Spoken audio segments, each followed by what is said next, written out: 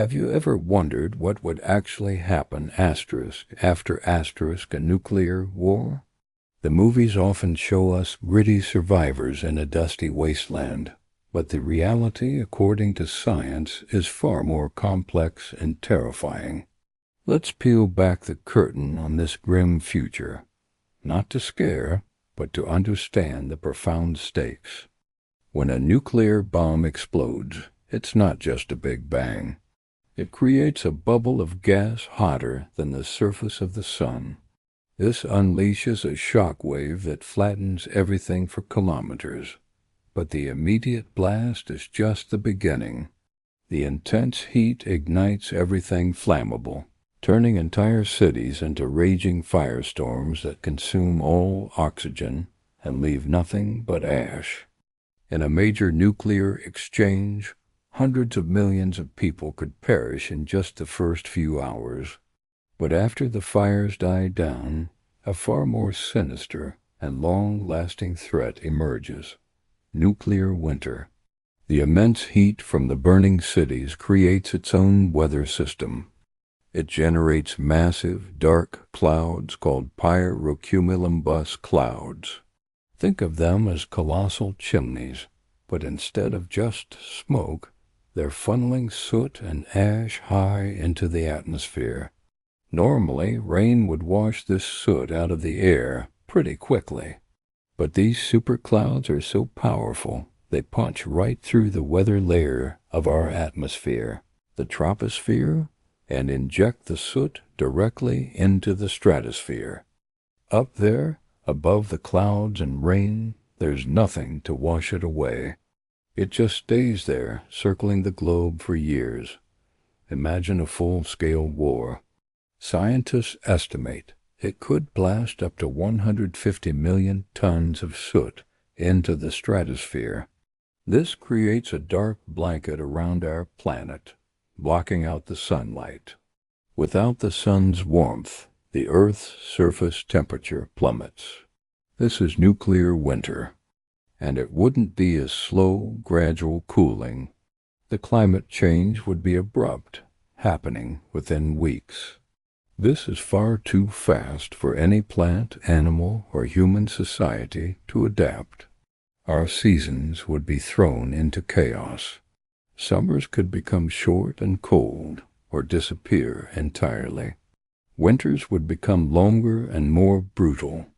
This sudden freeze has a devastating effect on the world's water cycle. With less heat reaching the oceans, evaporation slows down dramatically. This means less rain, leading to widespread severe droughts across continents that might have escaped the initial cold snap. The combination of cold and drought is a death sentence for agriculture. Think about where our food comes from. The world's breadbaskets, places like the American Great Plains, Ukraine, and northern China are all in the mid-latitudes of the northern hemisphere. These are the very regions that would be hit hardest. In a severe nuclear winter scenario, temperatures in these vital food-producing zones could stay below freezing for years. Nothing would grow. The fields would be frozen and barren. Our modern food system is a fragile miracle. It depends on complex global supply chains for fuel to run tractors, for factories to produce fertilizers and pesticides, and for ships and trucks to transport food. A major nuclear war would obliterate this system. Ports, oil refineries, and industrial centers would be primary targets. So even if a region was spared the worst of the cold, its ability to produce and distribute food would be crippled. The intricate web that feeds 8 billion people would simply unravel. So what does this mean for humanity? With global agriculture collapsing, the primary killer after a nuclear war wouldn't be the bombs or the radiation, but starvation. We humans only have a few weeks' worth of food stored globally at any given time. Once that runs out, the real horror begins. Let's look at the numbers, and they are chilling. Even a small nuclear exchange, say between India and Pakistan, could trigger a nuclear autumn. While less severe than a full winter, it would still disrupt global harvests enough to cause a famine that starves up to 250 million people, on top of the 27 million killed in the initial blasts. Now, escalate that. A war involving hundreds of nuclear weapons could kill over 100 million people instantly. The resulting nuclear winter would be severe enough to cut the world's available calories in half. In this scenario, the number of people starving to death could climb to 2 billion. That's 1 in every 4 people on Earth. And then there's the worst-case scenario, a full-scale global nuclear war with thousands of weapons used. This could kill 360 million people in the first few hours.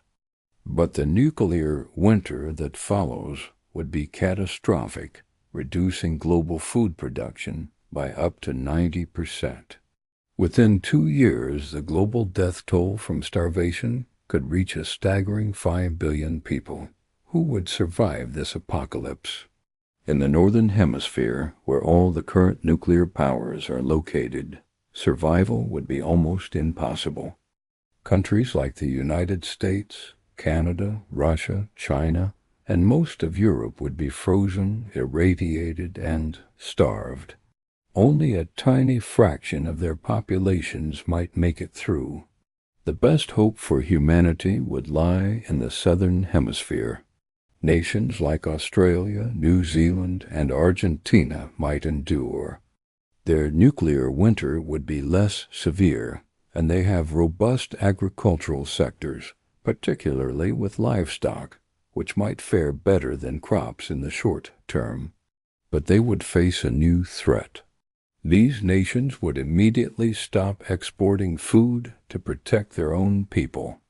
They would become isolated lifeboats in a dying world, potentially facing desperate invasions from starving refugees from the north. For the scattered survivors, civilization as we know it would be gone. Technology, knowledge, and social structures would collapse. Humanity would be thrown back thousands of years, forced to rebuild from the ashes in a world scarred by our greatest folly. Eventually, after the soot clears and the sun returns, they would begin the slow, painful process of recovery, surrounded by the ghosts of a lost world. Understanding this isn't about fear-mongering. It's about recognizing the reality that these weapons pose a threat not just to nations, but to the entire human species.